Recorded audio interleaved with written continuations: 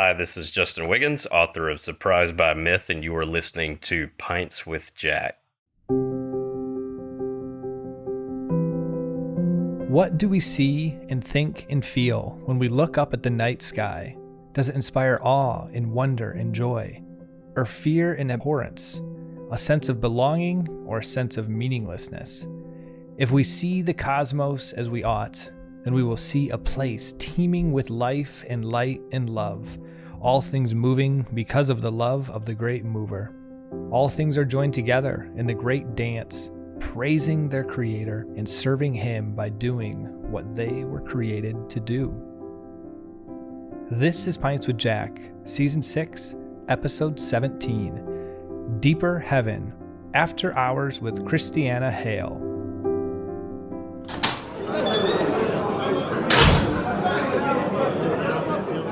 Welcome, everyone. Here on Pints with Jack, we're working our way through the works of C.S. Lewis. And today, we have an After Hours interview. But first, the quotation I chose, and it comes from the book Deeper Heaven, who is going to be the guest of today.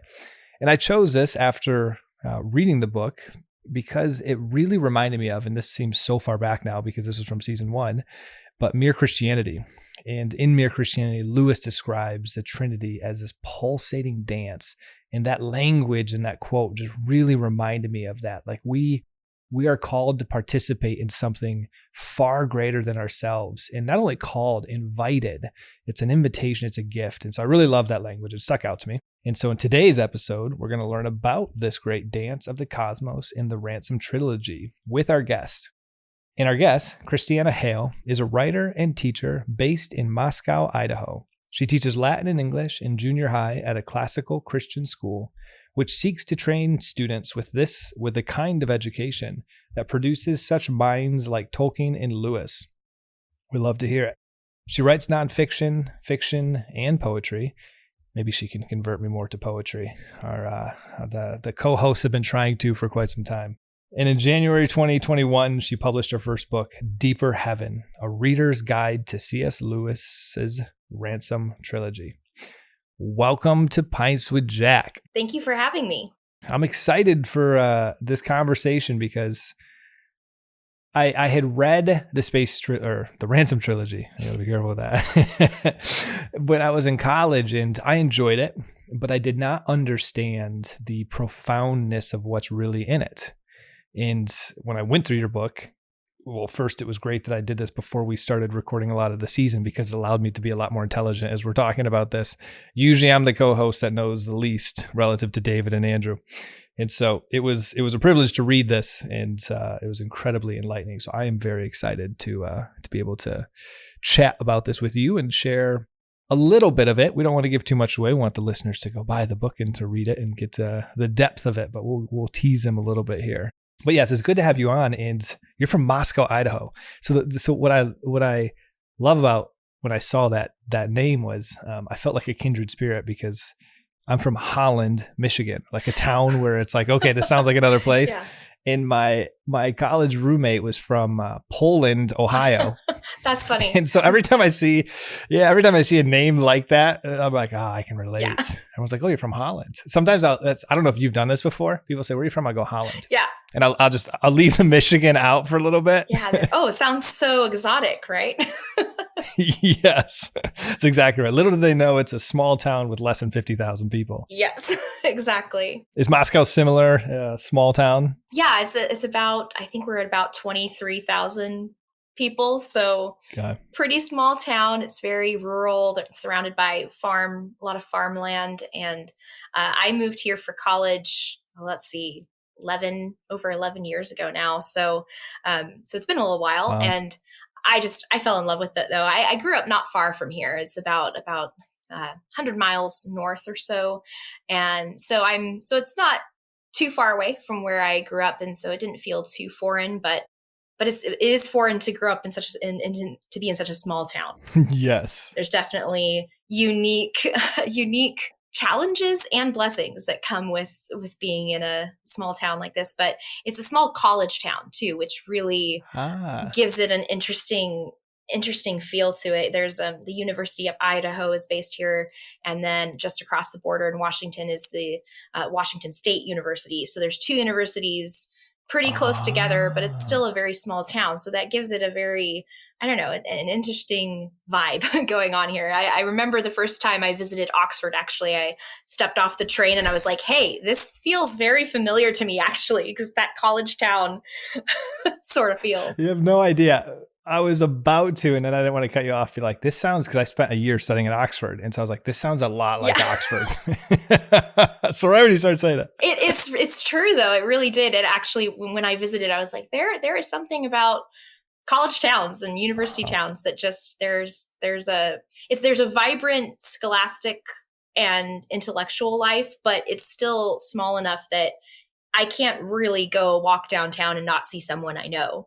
And I've been here long enough, and with my church community and work community and school community, I know a lot of people. And so it's still that kind of feel like, oh, I know you, and you can't go to a coffee shop without running into someone you know and chatting with them. And so it's really, I really do enjoy it. It's a nice mix of constant movement, because there's always students coming through and things happening in conjunction with the small kind of coziness factor of it being a tiny town. I love that. Well, let me ask you this. What's the one thing you might miss about a big town? Oh, probably things like more restaurant options and things, little more things to do, right? Because there is a point at which you say, well, we've been to that restaurant 5 times this month.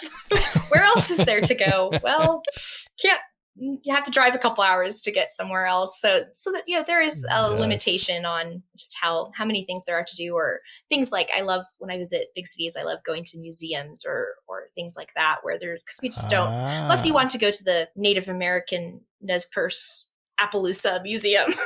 It's very, very small. Sure, it's great, but it's a little bit more limited in that respect. That is a good point, because so in between going from San Diego to Michigan, I spent, San Diego alone is decent size, but then I went to New York for about a year and a half. And you're right, you can just kind of wake up on a Saturday and go, where do I want to go? And there's endless new things, from big museums to small museums to some sort of event or show or concert. There's always something. But I will say, living there, I was like, this is really fun to travel to, but I'm also kind of getting sick of all of the entertainment. Yeah. Like I love nature. I love the outdoors. I can never get bored of an infinite amount of hikes, but I can get bored of an infinite amount of dinners and stuff. That's just, after a while, I'm like, okay. Yeah, exactly. We have really good hiking here too. It's outdoors. It's just beautiful. So I never get tired of that. I definitely, if I had to choose, much prefer living in a small town with lots of nature and hiking areas. I like visiting big cities. It's exactly the way to go. Yeah, it's good to get to experience that, but in small doses. I love it. Well, let's move to the toast. But first, are you drinking anything? I am drinking Earl Grey tea. Very fitting tea. We're going to talk about Lewis. Well, I had to pour a small little glass of scotch, my favorite Scotch Macallan 12, in the Pints with Jack Glencairn glass. And for the toast, we will be toasting the Patreon supporter, Jake L. And so, Jake, as we talk about the heavens and the incredible gift they are, and the wonder and awe, we would pray that in your spiritual journey, you would continue to have your eyes open to the mystery and the wonder of the heavens. Cheers. Cheers. All right. What we all came here for, to dive into the interview. For you, not Moscow, Idaho, or myself. We're going to talk about you. So, how did you first fall in love? I always love to hear people who wrote books on Lewis. There's always a time when you encounter him first and you realize what an impact he has in your life. When was that? So I kind of see it as almost two encounters, really, because I grew up with my mother reading bedtime stories to us. I mean, some of my earliest memories are her sitting on the floor between my bed and my sister's bed and reading to us before we went to sleep. And so my first first encounter with Lewis would be Chronicles of Narnia and her reading those to us before bed. So it was really good. But it's one of those things where I grew up from a really young age listening to the Narnia stories, and as I think a lot of people do, that being the first experience with Lewis, you kind of just think of him as a children's book author. He's kind of it's hard to separate C.S. Lewis from Narnia if that's the first time you experience him. So I remember going into, I think it was sometime in high school, maybe my junior or senior year of high school, realizing that he wrote far more than just Narnia. And in fact, that wasn't even his day job, right? That wasn't his focus. And so I think I read some of his apologetic works, maybe Mere Christianity. And I do remember reading Till We Have Faces in high school and being completely lost, really. Good. I did enjoy it, but I didn't really know why. I was like, there's things I like about this, but I don't understand it. And I didn't really have a classical education growing up. I didn't read a lot of the books that Lewis himself read. It wasn't really till late high school that my parents kind of discovered classical education, and I was homeschooled all the way K through 12. So I kind of started wading in, and it wasn't really till college that I went full steam into the classical world. And so college was actually when I first read the Space Trilogy or the Ransom Trilogy. I tried to read it as a high school student and I gave up. So I always like telling that story because see, you, I know it's hard. And if you gave up, there's still hope. There's still hope for you. So I think I thought it was going to be just like Narnia for older people, like the next level up from Narnia. And if you go into it with that mindset, you might be disappointed because it is very different in a lot of ways from Narnia. So I remember having a little bit of a hard time getting into it. And I think I gave up a couple chapters in. And looking back, I was like, why'd you give up there? You should have kept going and pushed through. But so it wasn't until college that I had to read it for a class. And I'm really, obviously, very grateful that I did. And I was forced, if you will, to read it because it really did, in so many ways, change my life and not be dramatic about it. Because if I hadn't read it, I wouldn't be sitting where I am today. So it really, and I think it was the class I was taking as well. There was a lot of, I learned a lot about what Lewis was trying to do in that trilogy. And so I just fell in love with that. It just fascinated me. The medieval cosmology and all those elements I thought were just so interesting and fascinating. So the rest, as they say, is history. I kind of just kept going down that rabbit hole and chasing different threads and research. And it led to me writing my undergrad thesis on the Ransom Trilogy and kind of more closely tied with Dante. And you really dove into it right away. Oh yeah, I did. Undergrad thesis, graduate thesis. I did all of it on Lewis and the Ransom Trilogy. So I probably should have emailed you for, I found some bios online when I put the bio together. I didn't know you did your undergraduate thesis, your graduate thesis, all that stuff. That's fantastic. Yeah. So the graduate thesis really was basically a rough draft of Deeper Heaven, what came to be Deeper Heaven. The undergraduate thesis, some of it ended up in the book, but some of it hasn't seen the light of day yet. It was a little more narrow. It was focusing on how parallels between the Ransom Trilogy and Dante's Divine Comedy. So there's some of those elements. I talk a lot about Dante in Deeper Heaven, but it was a little bit more tightly focused on Dante and specific parallels between the trilogy and the Divine Comedy, and using that to kind of present an argument towards what Lewis was trying to accomplish in his use of the medieval cosmology in the trilogy. So a lot of those elements worked their way into the book. It was kind of a launching off pad for that bigger project. I have to imagine, I'm speaking for listeners right now, but you're already teasing them in a good sense, hearing this connection between Dante, medieval cosmology, the Ransom Trilogy. And that, honestly, that's the part that got me, because the two interviews I've done here in the beginning are with you, and Dr. Glyer did also a book that I had read in preparation for this season.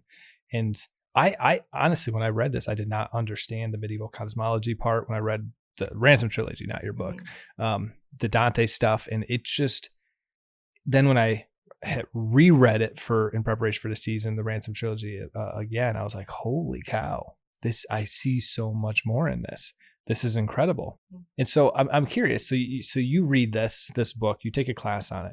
Did the class show you enough that there was a ton of depth to this? Or did you realize all of this depth in your theses? Like, so when you dive into your undergrad, you're thinking this might just be a fun, interesting thing. And then you dive into, you're like, holy cow, there's way more here. Like, how did it get to that much meat?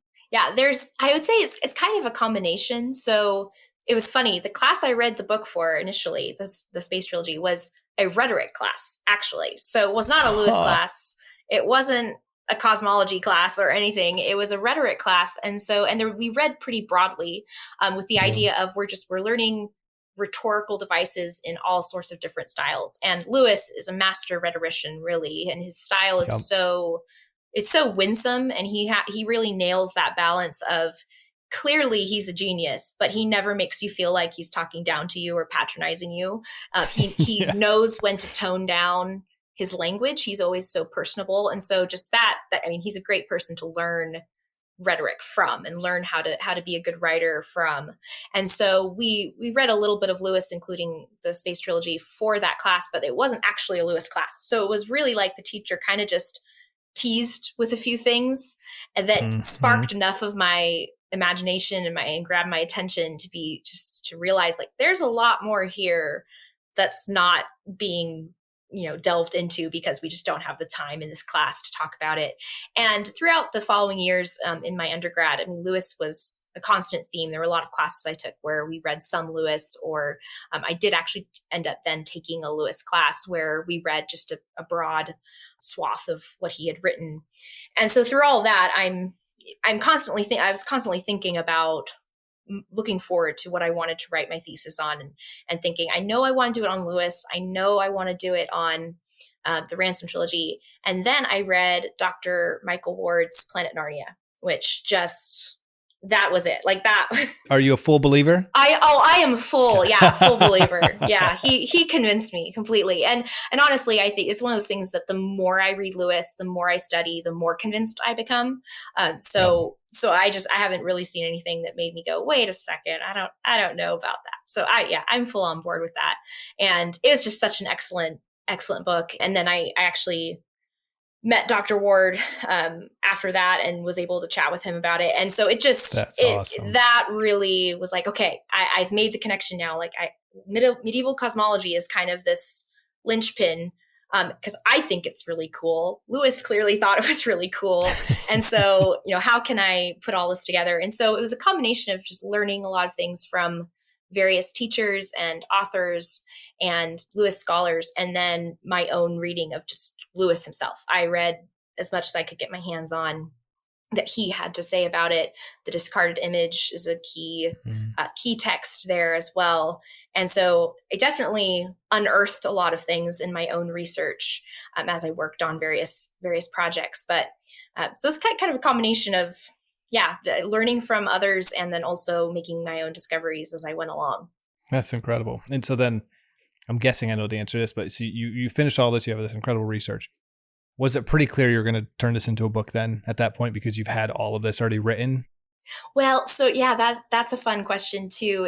It was during the course of my undergrad research and writing that I had the idea to write a reader guide of some sort, in part because during my research, to be honest, at the time, and this was in 2000, between 2014 and 15, that I was working on my undergrad thesis. And at the time, it felt like there wasn't a whole lot out there on the Ransom Trilogy because honestly, there wasn't. There were a few key texts, Dr. Downing's book, and then a couple others. But there wasn't, and there was Planet Narnia, which was great, but he was focused on Narnia, and there's some really great sections in there about the Ransom Trilogy, but it wasn't the main focus. And so in the course of my research, I'm like, I wish there was more, for one thing. And then I would also get questions from friends back home or from a lot of I know a lot of homeschooling moms, being from the homeschooling world. And the constant question was, why would you write on those books? They're so weird. They're so weird. Like that was their recurring theme. You're like, that's exactly why. All right, that's exactly why. I found myself over and over again wanting to point them to a really good resource, like say, here, go read this guide, and it'll tell you like why I think these books are so important and what's so cool about them. And I didn't really have a good one to point them to. I mean, again, there's good books out there, but also talking about a certain audience, right, that I wanted to speak to. And I didn't really find the right things. Like I wanted something that was accessible and yet opened up a lot of doors into other areas that they may have not known about before. So when it came time to decide on what to do for a master's thesis, I thought, well, there wasn't a guide that really was what I wanted to have. So maybe I should just take the research I've been doing and expand it and write one myself. What a Lewis type comment. We're going to make the books that aren't there. I mean, it kind of was like, well, what would Lewis do? There we go. Just ask the question. What would he do? Well, we'll just write the book. Might as well. I already had a large amount of research done. And so it was just a matter of, continuing to gather more and deciding how I want to organize the book. And that was probably the hardest part, honestly, is when to stop, because it's not a comprehensive guide. I don't think that's possible because there's so much richness to be had there. It's like you start mining in one area and before you know it, you've fallen into another vast cavern and you're just like, now what do I do with this? So I think trimming and editing and kind of controlling my impulse to just go full steam into every little rabbit trail was the hardest part of the project, because there's still so much there to discover. And so I think consciously seeing myself as a guide rather than the answer to every question, it was really important. I'm pointing you in the right direction, hopefully getting you started. And my hope is that there will be lots more written on this trilogy throughout the next decade as people pick up this book and say, oh, this is so cool. I bet there's more. And the answer is yes, there is more. So go write more books on the Ransom Trilogy, because they need to be written. There are more books to be written. Well, and you did a fantastic job making it very accessible, like not feeling like it's a intimidating, massive academic textbook in the Citus. It's like you can read these chapters that are packed with a condensed, concise amount of very important information on a topic, and really flow through it in a manner where you're just picking up on all these things chapter by chapter that aren't like 50-page chapters.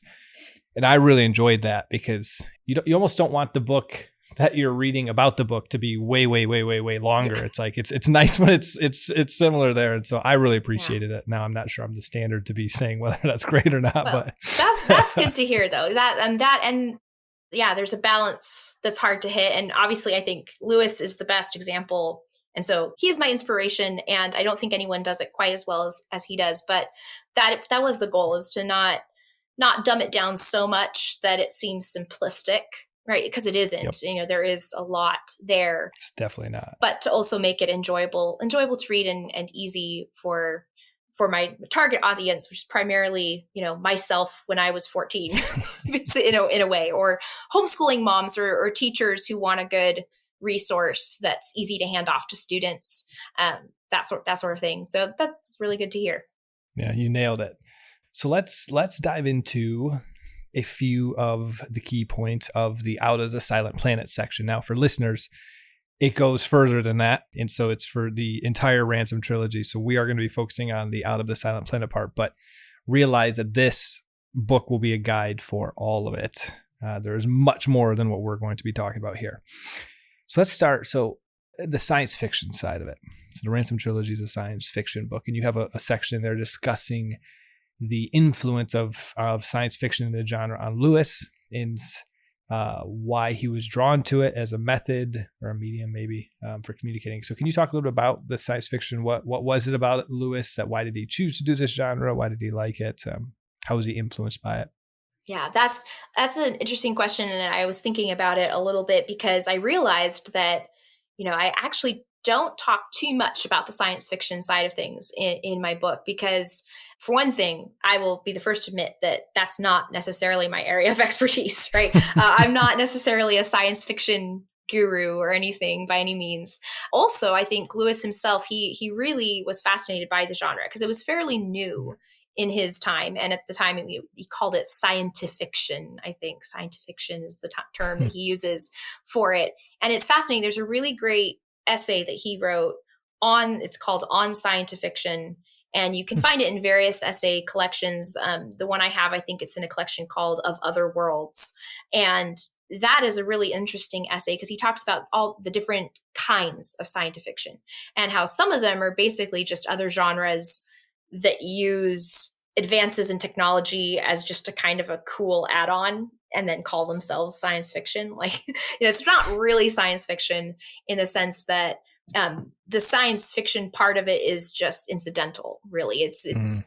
You're telling a romance or you're telling a Western really in form, but you're just using the trappings of advanced science or a futuristic setting in order to make it feel sciencey, I guess, is to use a very technical term there.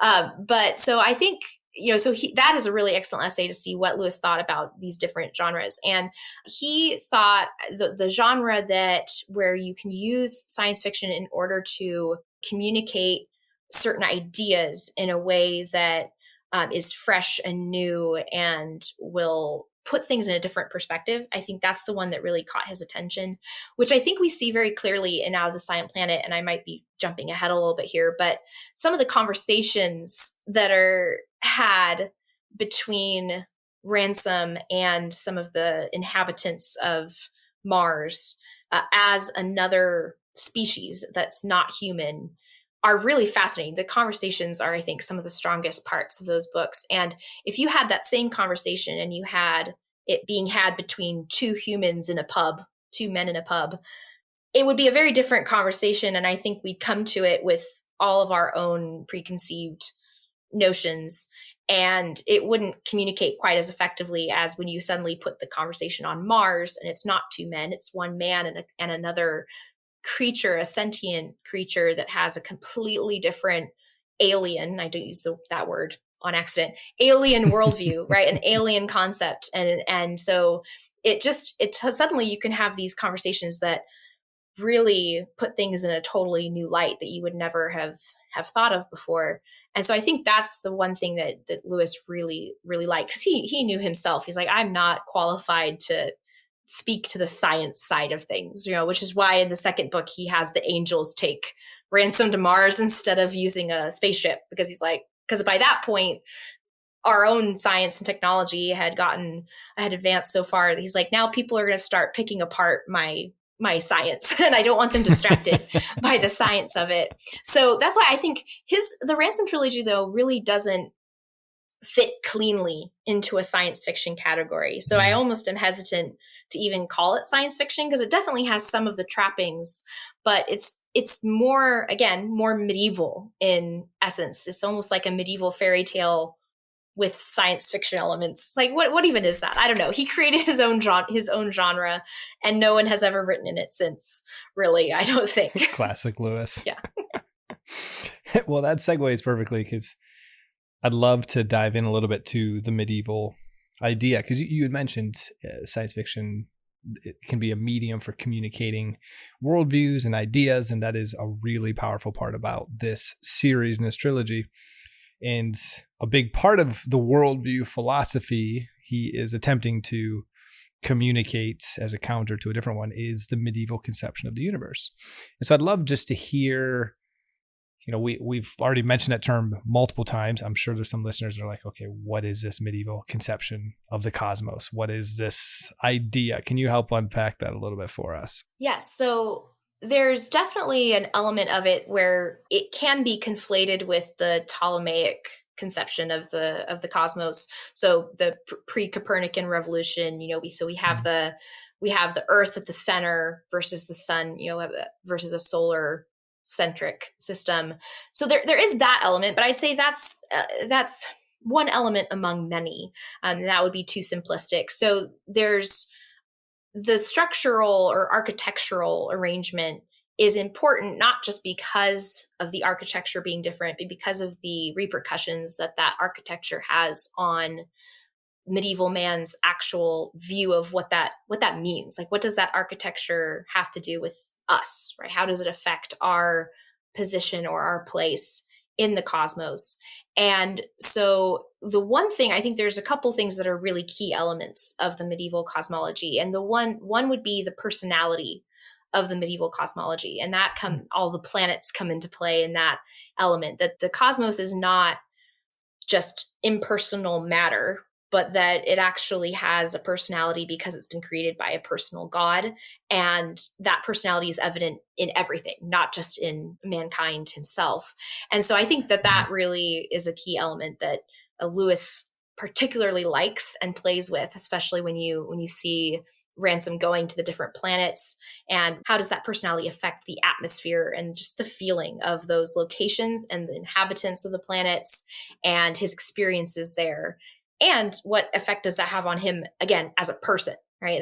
That he as a person actually changes and grows as a result of the personality of the places that he goes. So I think that's really key element. And then the other element would be man's position in the cosmos. Because it's a common misconception is that because the medieval man thought that mankind, the earth, was at the center, that therefore they thought man was the most important. Because to us, in our modern minds, we think, well, surely the center is the most important spot, right? We even use that phrase like, oh, you think you're the center of the universe, you think you're the most important. Everything revolves around you, right? We use those terms all the time without thinking about what they mean. And unlike them thinking of the earth as being the center, as in like, oh, everything's just focused on earth and mankind, they actually saw the universe almost more like, if you imagine a cone, an ice cream cone shape, or you might think a well or something like that. And the center isn't just the center, it's also the lowest point. And the farthest away, I mean, you think what's outside? What's the farthest away? Well, it's the caelum ipsum, or the very heaven, right? The heavens themselves. And then you have the abode of God outside that, right? It's like God is out there. And if man is the center, well, that's the farthest away from God that you can get, right?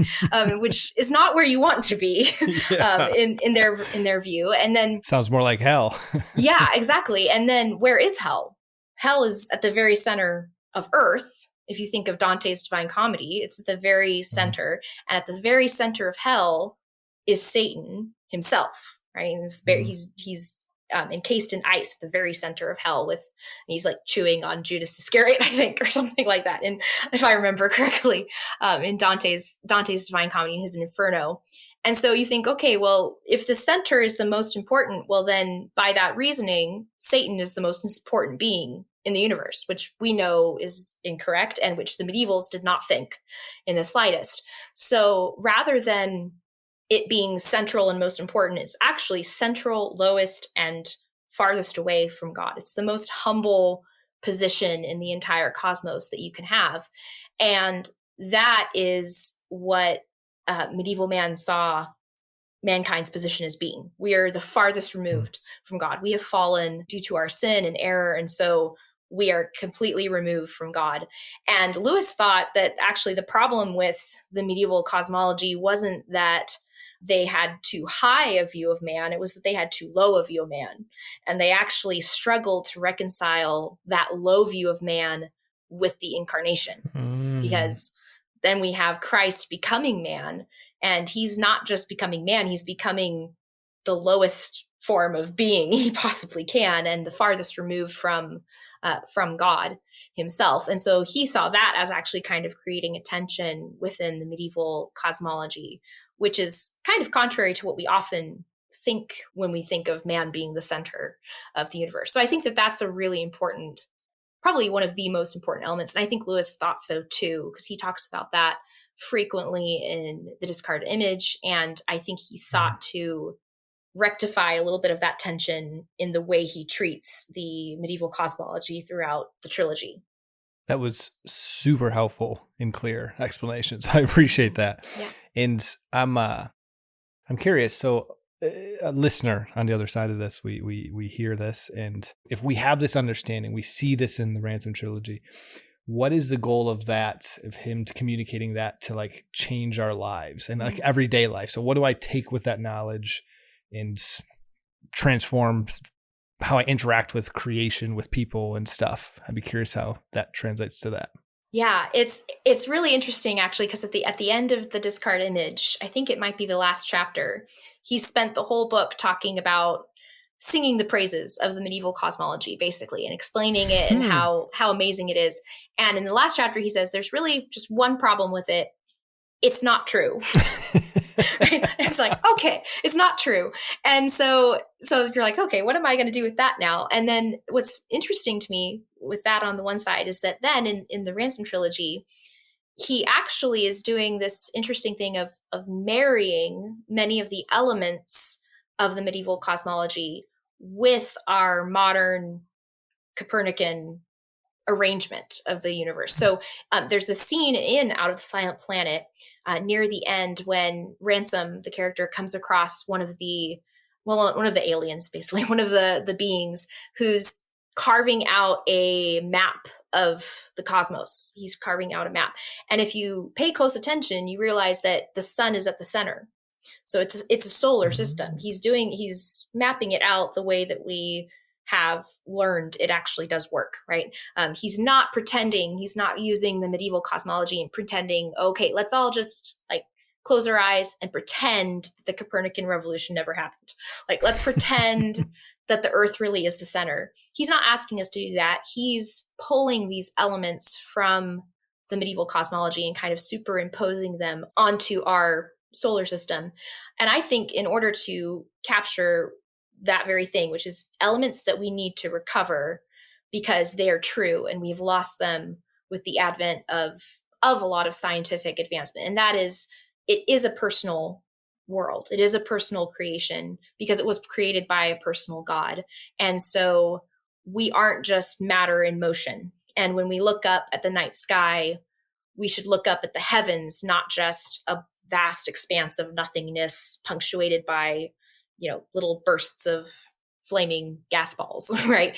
So he wants us to recover sort of an emotional relationship with the created world that is based on the truth as we know it to be, as revealed to us in Scripture, and return to that vision, the more biblical vision of seeing the heavens, declaring the glory of God, rather than listening to a lot of the evolutionary or materialistic reductionism that's going on in our culture, which is that really there's nothing up there. It's just empty, which we, of course, is the more we learn and discover, you just have to look at some of the pictures that have been taken of the deep space to realize it's not just empty and void out there. It's pretty incredible. But he says that Lewis says that pretty explicitly at the end of Out of the Silent Planet in the postscript, that if he has affected even a small percentage of his readers with the idea of the heavens as opposed to space, then he'll consider his efforts successful. And that does affect how we live our lives and how we go about our day-to-day business. If we realize that everything has a purpose and everything is created and personal, then that affects how we move through our lives every day. And just even the small things, that there's nothing unimportant or that doesn't have a place or that isn't serving a purpose. Well, and I love that. I never know when I ask these questions how a person's going to answer them. So I love that you answered it that way, because that was, despite not understanding the very first time I read this book years ago, the medieval cosmos, the Dante stuff, all of the influence that went into it.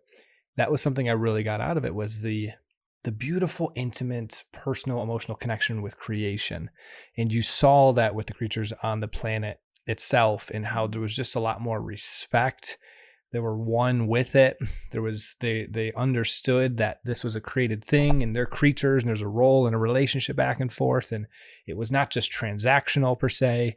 That very much stuck out to me and felt very different than how we interact with the world today. And so Lewis was very successful, I guess, in really communicating that. And I found that incredibly beautiful.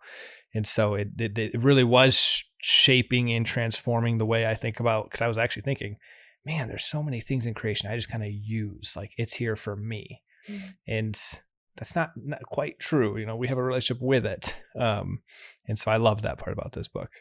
Yeah. And that it has a relationship to God that's outside of us too, yes. Which I think Lewis captures really well. I think there's a scene in, I think it's The Great Divorce. I love The Great Divorce. With the waterfall, right? That I think it's there where he hears voices, right, from the waterfall, yep. And realizes, and it's this great prayer. And there's just this element of that the water itself, or the creation itself, can experience joy in just doing what it's been created to do.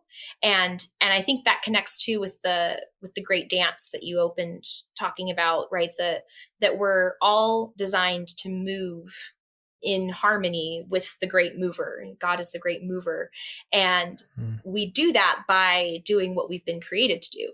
And so in some ways, there's the nature and the beasts of the field, right? That they are almost more in tune with that obedience than we are. And because they are just doing what they've been created to do. And there's a joy to be found in that. So the fact that creation doesn't just exist to serve us, but it's also serving a purpose outside of that is really, I think, I don't know, it opens your eyes, and it really does help you to see things in a different light. So that's, I think Lewis just nails that. And he does that in a lot of books. It's a theme that comes up again and again. And he does a very good job of capturing what that looks like. I think especially in his fiction, it's just, yes. It's very memorable. It sticks in your mind, these images that he creates. Yes. You're very good at making this worldview incredibly beautiful and attractive. I'm literally listening to this and I'm like, man, I'm a Christian, but I need to do a better job, like realizing the beauty of what we're a part of. You can somehow, you can forget it sometimes, mm-hmm. and what a gift it is to be part of this creation. So I'm curious here. This is now a personal thing. I'm genuinely, that I don't know the answer to yet, but the conversation he has on pleasure helped me understand this, particularly before I've got to probably talk about it in a few weeks when we record that episode. I loved that he brought that in here. It felt like a little bit like, okay, he really wanted to communicate something here. And it wasn't that it was forced in there at all, but it just stuck out as like, okay, this is an important conversation where he's trying to communicate this idea that our fallen world has one concept of pleasure. Here's like a non-fallen world's concept of pleasure.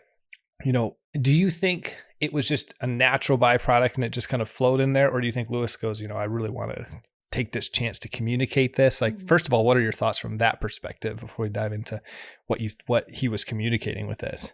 So I definitely think he was doing it on purpose, because this is a favorite theme of his. He talks about it multiple times. It comes up again in Paralandra, which makes sense with Paralandra being Venus, right? I mean, she's the goddess of pleasure. Yep. I mean, it makes sense that there's that theme in that book more strongly. But there's also other essays that he's written on this topic as well. I think there's a really great essay called Transposition. I think I quote from it, if I remember correctly. I quote from that essay in that chapter because he talks about this idea, and such a good essay. I highly recommend it. But I think I love that conversation. It's one of my favorite, especially that he has with the Hrasa there on Mars, about the idea of pleasure, because the way it's communicated is so foreign to us, but it kind of works for him to communicate it that way because it's a foreign being that's communicating it. But the idea of pleasure as almost thinking of it as a plant in all of the different stages, and that the plant, throughout the life of the plant, the whole thing is pleasure. It's not just one moment in the life of the plant.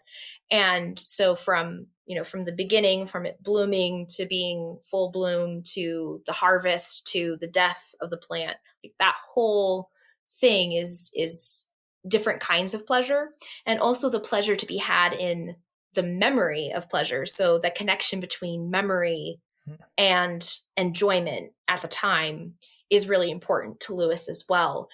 And I think it's even more pertinent now than it was when Lewis wrote it, because it's so easy for us. We live in such a consumerist, just age, right? We're always consuming, and it's so easy now, especially with the technology, with the internet and just everything, right? It's like, it's all on demand. You get the show you want, the food you want. yeah, all on demand, and you can have it again. Yeah, you can have it again and again. It's like, oh, we can just binge the whole show tonight and then do it again tomorrow night because it's there, right? Yep. And so there is, and in a lot of ways, I mean, it does cheapen that pleasure, right? There's a sense in which we're just taking it in thoughtlessly in a lot of ways, and so there being this element of deeper pleasure to be had from savoring and enjoying something, but then the pleasure from remembering that thing as well once it's gone. Like that's a whole pleasure in and of itself. It's kind of like going on the best vacation ever, right? You visit these amazing places and that experience itself is enjoyable and pleasurable, but then you go home and you get to remember it, you get to write about it, or you get to show your family pictures, and all of that is its own pleasure and its own enjoyment. And what that is, and I think this is almost a paraphrase too, like what does that pleasure grow in you and build in you and do in you? Because it has an effect also. And that is yet another pleasure. So there's just layers of it. And that there's something more to pleasure than just taking something in, right? That there's something more going on there.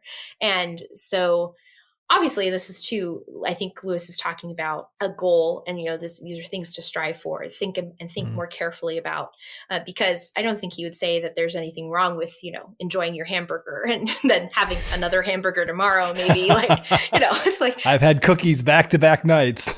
Yeah. Exactly. Yeah. Like, oh, we have to eat again tomorrow. I mean, that's just the way it is. And should we not enjoy that? I'm sure he would say we would.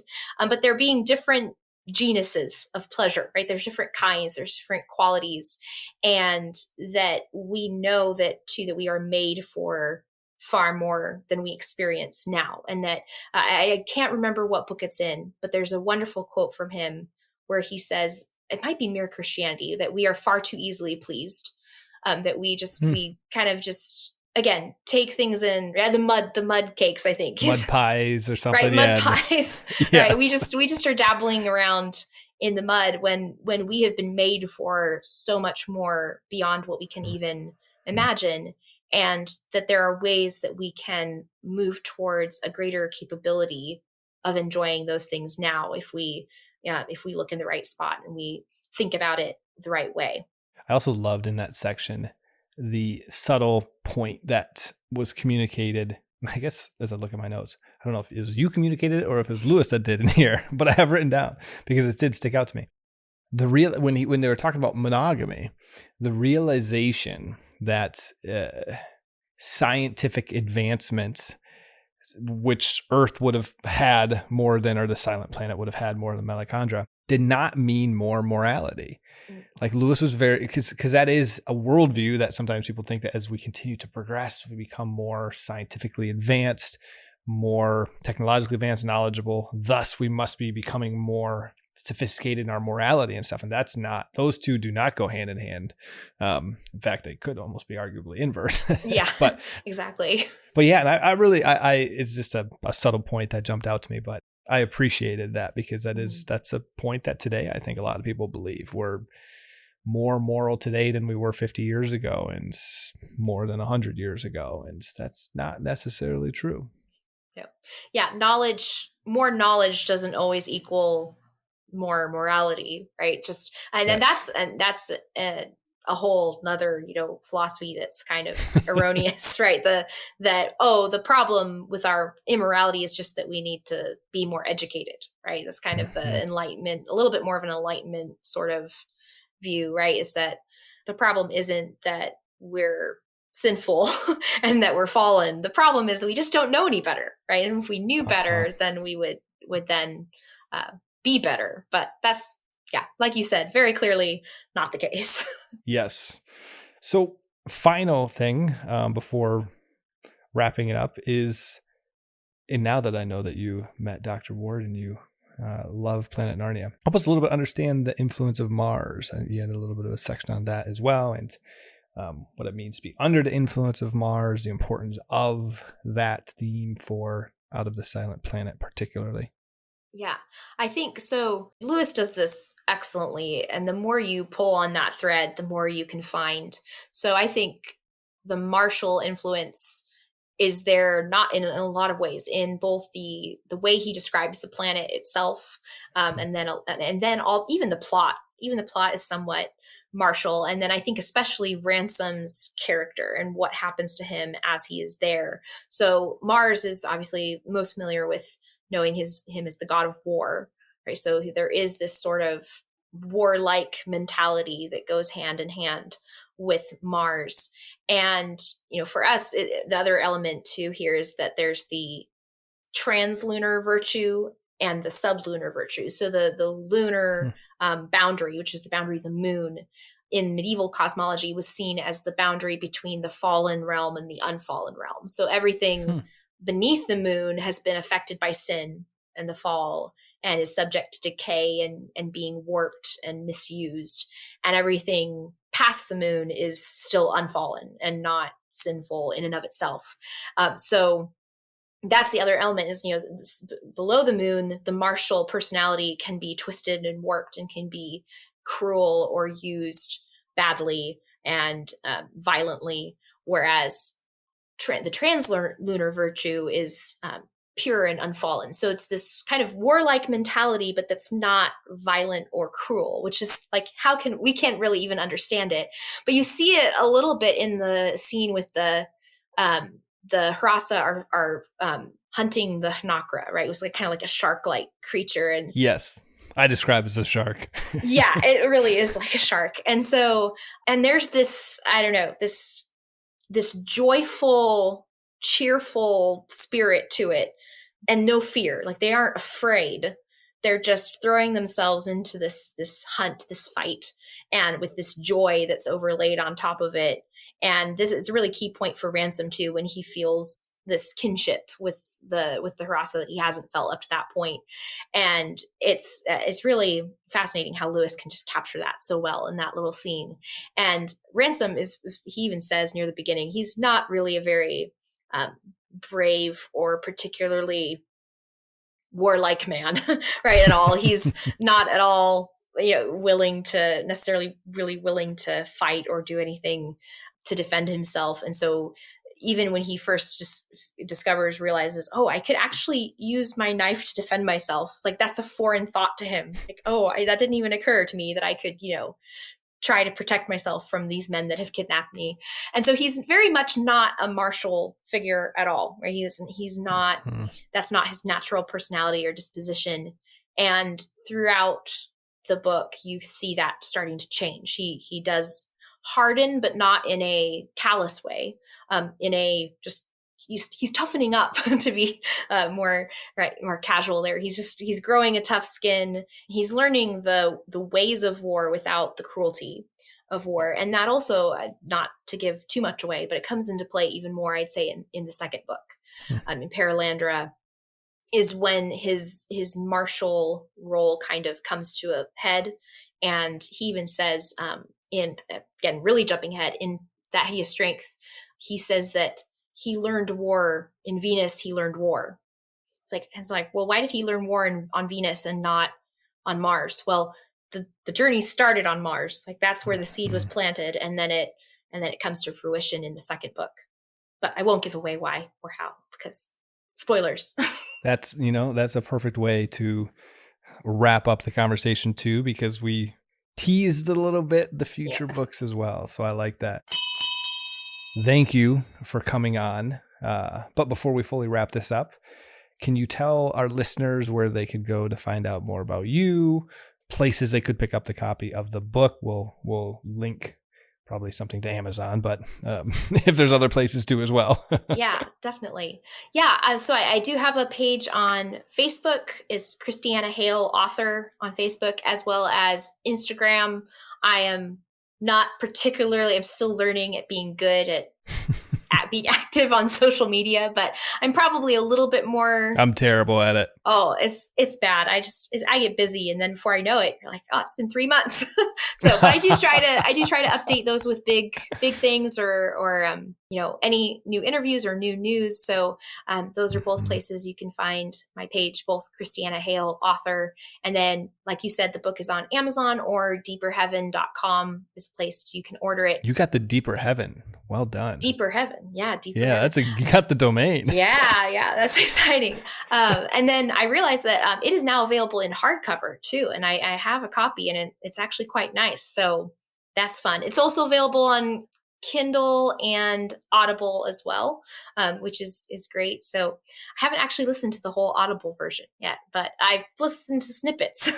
I got both the not hardcover, but the paperback and the Audible. Okay. I find it helps when I prep for interviews to have them both, and allows me when I'm going back and forth to work to listen to it as I'm in preparation. You never know how busy you are and stuff. And so I really enjoyed the Audible book a lot, actually. It was great. Yeah, I don't envy the reader, because there's some tough names and foreign languages that go on in there. So I've always wondered what that process is like, who selects it and how it gets there, but it was very enjoyable. Yeah. I got some emails from the reader asking how to pronounce some old solar, and I said, well, your guess is as good as mine, because Lewis didn't really give us a pronunciation guide, so we're going with just our gut here. Oh, I love it. Well, beautiful. Well, before to sign off, I'd like to thank our listeners, our Patreon supporters, our top tier ones: Matt, Jake, James, Erica, Marvin, Joelle, Deborah, Amanda, Thomas, Bill, Bud, Shane, Kay, Paul, Kimberly, Gillis, Gary, Stephen, Matt, Kelly, Chris, James, Kate, Peter, David, Angela, and Rowdy. That list is getting longer and longer.